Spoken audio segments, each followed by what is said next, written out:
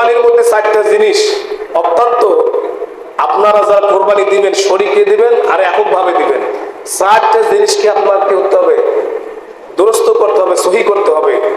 4টা বিষয়কে আপনার পূর্ণাঙ্গ লক্ষ্য রাখতে হবে। 1 নম্বর, নিয়তকে সহি করতে হবে। 1 নম্বর কি করতে হবে, নিয়তকে সহি করতে হবে, নিয়ত শুদ্ধ করতে হবে। 7 শরীকে কোরবানি দেন আর একাই দেন আর 3 জনে দেন, যদি কোরবানি দেওয়ার মধ্যে আপনাদের নিয়ত কোনো এক ব্যক্তির গরমিল থাকে, শুদ্ধ না থাকে, সহি না হয়, তাহলে একজন ব্যক্তির কারণে বাকি 6 জনের কোরবানি বাতিল হয়ে যাবে। এই জন্য নিয়তকে প্রথমে ঠিক করতে হবে। ইন্নামাল আমালু বিন্নিয়াত। মুমিন বান্দার সমস্ত কাজ, শান্ত হবে না, সমস্ত কাজ নির্ভর করে তার নিয়তের উপর। 2 নম্বর, হালাল মাল, হালাল উপার্জন। দেখা গেল আপনার ধান বেচা টাকা, আপনার কর্ম করা টাকা সব ঠিক আছে, কিন্তু আপনি হালাল পয়সা দিয়ে কোরবানিতে শরীক হয়েছেন। এখন আপনার সঙ্গে যে শরীকদারগুলো আছে তাদের মধ্যে যে কোনো এক ব্যক্তির হারাম টাকা ঢুকে গেছে, ওই এক ব্যক্তির হারাম মালের কারণে বাকি 6 জনের কোরবানি বাতিল হয়ে যাবে, কোরবানি হবে না, গোস্ত খাওয়াই হয়ে যাবে। আর নিয়তের মধ্যে যদি আপনার আত্মীয় স্বজন হয়েছে, ছেলে মেয়ে বিয়ে দিছি, হ্যাঁ একটা ঈদ আসছে, এটা না করলে কেমন হয়, সামাজিকতা মেনটেন করতে হবে, পরিবারের লোকজন কি বলবে, এইরকম মন মানসিকতা নিয়ে যদি কোরবানি করেন, নিয়ে যদি আল্লাহ এবং তার রাসূলকে রাজি খুশি করার জন্য না হয়, তাহলে আপনার কোরবানি কি হবে, হবে না। 2 নম্বরে হালাল মাল। 3 নম্বর, শরীয়ত মোতাবেক। কি মোতাবেক? শরীয়ত মোতাবেক। শরীয়ত মোতাবেক মানে মাসআলা মাসাইল সব কিছু ঠিক রেখে আপনাকে কোরবানিটা করতে হবে। মন গড়া ভাবে যদি আপনি রোগা খোরা একটা দুর্বল পশু দিয়ে আপনি কোরবানি করেন, তো এই কোরবানি হবে না। অবশ্যই আপনাকে মাসালাটা জানতে হবে, এই জন্য শরীয়ত মোতাবেক। 4 নম্বরে বলা হয়েছে, 1 নম্বরে সহি নিয়ত, 2 নম্বরে হালাল মাল, 3 নম্বরে হচ্ছে কি শরীয়তের মাসালা মাসাইল। 4 নম্বরে বলা হয়েছে মানুষ দেখানোর জন্য করা যাবে না। 4 নম্বর আল্লাহর জন্য করতে হবে, যে 7 জনের পক্ষ থেকে আল্লাহর নামে কোরবানি করতেছি, 7 জনের পক্ষ থেকে আল্লাহর নামে কোরবানি জায়েজ। এখন কোরবানি কাদের উপর ওয়াজিব হবে? 7.5 ভরি স্বর্ণ, 52.5 ভরি রূপা, এর সমপরিমাণ মূল্য অতিরিক্ত সম্পদের যদি টাকা পয়সা 1,83,000 টাকা, ঈদুল আজহার 10 তারিখ, জিলহজ মাসের 10 তারিখ সুবে সাদেক ফজরের আজানের পূর্ব মুহূর্তে কারো মালিকানায় থাকে, 10 তারিখ, 11 তারিখ, 12 তারিখ সূর্যাস্ত পূর্ব মুহূর্ত পর্যন্ত, 10 তারিখ সুবে সাদেক থেকে নিয়ে 12 তারিখ বেলা ডুবার আগ পর্যন্ত, এই 3 দিন কোনো ব্যক্তির মালিকানায় 7.5 ভরি সোনা, 52.5 ভরি রূপা, এর সমপরিমাণ মূল্যের অর্থ কোন ব্যক্তির মালিকানায় থাকে, তার উপর কোরবানি ওয়াজিব হয়ে যায়। তার উপর কি হয়ে যায়? কোরবানি ওয়াজিব হয়ে যায়। এবং রূপার ক্ষেত্রে বলা হয়েছে যে 70 থেকে 80,000 টাকা, মিনিমাম 70 থেকে 80,000 টাকা কোনো ব্যক্তি যদি মালিকানায় থাকে, আপনার খাওয়া পড়া চলাফেরা এটার বাহিরে, মানে এক কথা আপনার পরিবারের ভরণ পোষণের বাহিরে যদি এই পরিমাণ নগদ অর্থ আপনার মালিকানায় থাকে ওই দিনে, এখন থাকবে তো আলহামদুলিল্লাহ, আর ঈদুল আজহার দিন যদি আপনার কাছে থাকে, 10 তারিখও থাকে, ঈদের পরের দিন থাকে, অথবা ঈদের 3য় দিন থাকে, তাহলে আপনার উপর কি হয়ে যাবে? কোরবানি ওয়াজিব হয়ে যাবে। আর যদি এই 3 দিনের মধ্যে কোরবানি ওয়াজিব হওয়ার পরে যদি আপনি কোরবানি পালন না করেন, তাহলে আল্লাহর রাস্তায় ওই কোরবানির পরিমাণ একটা পশু ক্রয় করে সদকা করে দিতে হবে। আপনার উপর কি ছিল? ওয়াজিব ছিল, আপনি পালন করেন নাই, এই জন্য আপনাকে কি করতে হবে? সেই পরিমাণ একটা ভাগ, একটা ছাগল, অথবা আপনি ধনী মানুষ, টাকা পয়সাওয়ালা মানুষ, এই এর মধ্যে আপনি করতে পারেন নাই, আপনাকে করতে হবে ওই পরিমাণ টাকা দিয়ে একটা পশু ক্রয় করে আল্লাহর রাস্তায় আপনাকে গরিব দুঃখী এতিম মিসকিনকে, এটা হযরত যায়েদ ইবনে রাদিয়াল্লাহু তাআলা আনহু নবীকে জিজ্ঞেস করলেন, মা হাযিহিল আযহাই ইয়া রাসূলুল্লাহ, আযহা এটা কি?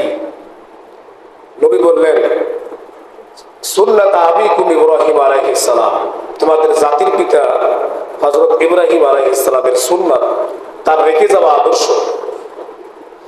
নবীজি, এই কুরবানি করলে কি সওয়াব হবে, কি লাভ হবে?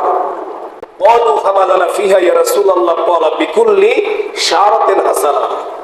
কুরবানির জন্তু, কুরবানির জানোয়ার, কুরবানির পশুটার গায়ে যত পশম থাকবে, প্রতিটি পশমের বিনিময়ে এক একটি হাসানা, 10 টাকার নেকি তোমাদের আমলনামায় দান করে দেওয়া হবে। এবার সাহাবী বলতেছে, ওয়ালা ফাসুফু ইয়া রাসূলুল্লাহ, আচ্ছা যেই জন্তু জানোয়ার গুলোর গায়ে অধিক পশম, ঘন ঘন পশম, নবী বললেন ওয়ালা বিকুল্লি শাহরাতিন হাসানা, সেক্ষেত্রেও আল্লাহ পাক বেশি বেশি নেকি দান করুন। এখন কুরবানি করতে গেলে আপনার 6 ধরনের পশু সিলেক্ট করতে হয়। বলা হয়েছে উট, গরু, মহিষ, এরপরে ছাগল, ভেড়া, দুম্বা। কুরবানির কথা বলা হয়েছে এই 6টা পশু গৃহপালিত পশু। মাসালায় বলা হয়েছে গৃহপালিত, যেটা মানুষের ঘরের মধ্যে, ঘরের অধীনে যেটা লালন পালন হয়, সেইটাকে গৃহপালিত পশু বলা হয়। কুরবানির ক্ষেত্রে এই গৃহপালিত পশু কোনটার কত বছর বয়স হওয়া লাগবে, আর আমরা যারা কুরবানি দিয়ে আসতেছি আর যারা না দেই, তারপরেও আমরা গতানুগতিক জুমার মসজিদে আমরা প্রায় সবাই ইমামের কাছ থেকে মাসালাগুলো সম্পর্কে যথেষ্ট পরিমাণ ধারণা, জ্ঞান আমাদের প্রত্যেকের আছে। কথা বলে ঠিক না বেঠিক? উটের ক্ষেত্রে বলা হয়েছে 5 বছর। 5 বছরের 1 মিনিট যদি কম হয়, এই উট দিয়ে কোরবানি হবে না। গরু মহিষের ক্ষেত্রে বলা হয়েছে 2 বছর প্রাপ্ত বয়স লাগবে। কয় বছর? 2 বছর। এবং ছাগলের ক্ষেত্রে বলা হয়েছে পূর্ণ 1 বছর। আর ভেড়া দুম্বার ক্ষেত্রে বলা হয়েছে যদি হৃষ্টপুষ্ট হয়, মোটা তাজা হয়, তাহলে ভেড়া আর দুম্বার মধ্যে 1 বছরের কম যদি বয়স হয়, দেখতে শুনতে 1 বছরের থেকে বেশি মনে হয় শরীর স্বাস্থ্যে, তাহলে ওই ভেড়া ওই দুম্বাটা দিয়ে কোরবানি জায়েজ হবে। কিন্তু ছাগলের ক্ষেত্রে 1 বছরে 1 মিনিট কম হলে কি হবে না, কোরবানির পশু হিসাবে গণ্য হবে না, জায়েজ হবে না। এটা ছাগলের ক্ষেত্রে পূর্ণ 1 বছর আপনাকে দেখতে হবে। এখন পশুটা যেহেতু আপনি আল্লাহর জন্য কোরবানি করবেন, কোরবানির পশুটা অবশ্যই আপনাকে নিখুঁত দেখে আপনাকে নির্বাচিত করতে হবে। সেই পশুটার মধ্যে কোনো দুর্বলতা থাকা চলবে না। যদি কোরবানির পশু সব ঠিকঠাক আছে, চোখ একটা অন্ধ, 2টা চোখের একটা অন্ধ হয়েছে বা 2টাই অন্ধ হয়ে গেছে, অন্ধ পশু দিয়ে আপনার কোরবানি জায়েজ হবে না। এরপরে বলা হয়েছে মাথার মধ্যে শিং, শিং যদি আপনার দেখা যায় রূপ থেকে মাথা পর্যন্ত লম্বা, ঠিক আছে, কিন্তু ছাল উঠে গেছে, ভাঙ্গে নাই, ওই পশু দিয়ে কোরবানি জায়েজ হবে। কিন্তু 3 ভাগের 2 ভাগে ভেঙে গেছে আর শিং মাথার কাছে অল্প একটু আছে, তো ওই পশুটা মস্তিষ্ক আঘাত হয়েছে, তার মাথায় রক্তক্ষরণ হয়েছে, শিং না থাকার কারণে ওই পশুটা কোরবানির পশু, জবাইকৃত পশু হিসেবে এটা গণ্য হবে না। অবশ্যই তার শিং দেখতে হবে। আর যদি কোনো পশুর জন্মগতভাবে শিং না থাকে, বয়স 2 বছর থাকে, তাহলে ওই গরুটা দিয়ে, ওই মহিষটা দিয়ে আপনার কোরবানি জায়েজ হবে। এরপরে বলা হয়েছে এমন পশু যে 4 পা ঠিক আছে, 4 পা দিয়ে হাঁটতে পারে, কিন্তু এমন দুর্বল যে যেখানে জবাই করা হইতেছে, জবাই করা মাঠ পর্যন্ত যাইতে পারতেছে না, এমন দুর্বল পশু দিয়ে কোরবানি জায়েজ হবে না। এবং অবশ্যই অবশ্যই কোরবানির পশুটা বয়সটা আপনার দেখে শুনে কিনবেন।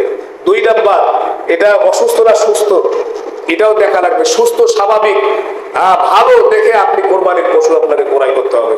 কারণ আল্লাহ রাসূল বলেছেন কিয়ামতের ময়দানে এই কোরবানির জবাইকৃত পশুটা তার রক্ত মাংস, তার চামড়া, তার খুর, এগুলো নিয়ে কিয়ামতের ময়দানে দাঁড় হবে। বলবে, আল্লাহ, এই বান্দা দুনিয়াতে থেকে তোমার বন্ধু ইব্রাহিম আলাইহিস সালামের একটা সুন্নতকে জিন্দা করেছিল। হে রব্বুল আলামিন, আজ এই বান্দা জাহান্নামের দ্বার প্রান্তে, আজকে বান্দা কোনো উপায় নাই, বান্দা জাহান্নামে যাইতেছে। হে রব্বুল আলামিন, আজকে আমি কুরবানির পশু সাক্ষী দিয়েছি তার পক্ষে, তুমি তাকে ক্ষমা করে দাও, তাকে তুমি জান্নাত দান করে দাও। সুবহানাল্লাহ। আপনার জন্য সুপারিশ করবে কোরবানির পশু। এই জন্য যাদের উপর নিসাব পরিমাণ সম্পদের মালিক হয়েছেন, আপনারা গুরুত্ব দিয়ে এবং শরীকদারদেরকে অবশ্যই তার ইনকাম হালাল না হারাম এটা আপনাকে অবশ্যই কি করতে হবে, যাচাই বাছাই করতে হবে। এরপরে নিয়াত গরমিল আছে কিনা এটা দেখতে হবে। এবং কুরবানির দিন অনেক সময় দেখা যায় আমরা কুরবানি করতে গিয়ে যারা 7 শরীকে আমরা কোরবানি দেই, একজনের অনুমতি ছাড়া কোরবানি দিয়ে ফেলি, জানেন? 7 জনকে থাকা লাগবে, অথবা 7 জনের ইজাজত অনুমতি নিয়ে কোরবানি করতে হবে। যদি তার বাহিরে আপনি করেন, আপনার হবে না। যদি 7 জন গরু ক্রয় করতে গেছেন, 6 জনে বলছেন যে না, গরুটা কিনা আমাদের কি হয়েছে, লাভ হয়েছে, বা আলহামদুলিল্লাহ আমরা একটা ভালো দেখে একটা পশু ক্রয় করছি, আর একজন শরীক বলল যে না, গরুটা কিনে আমার লস হয়ে গেল, শেষ, সন্দেহ ঢুকে গেছে, দরকার হয় আবার আপনাকে ওই গরু বিক্রি করে আর একটা গরু কিনিয়ে আপনাকে কোরবানি করতে হবে। কারণ কি, 7 শরীকের মধ্যে একজনের মধ্যে সন্দেহ, একজনের মধ্যে লাভ লসের হিসাব নিকাশ, আপনার কোরবানি বৈধ হবে না।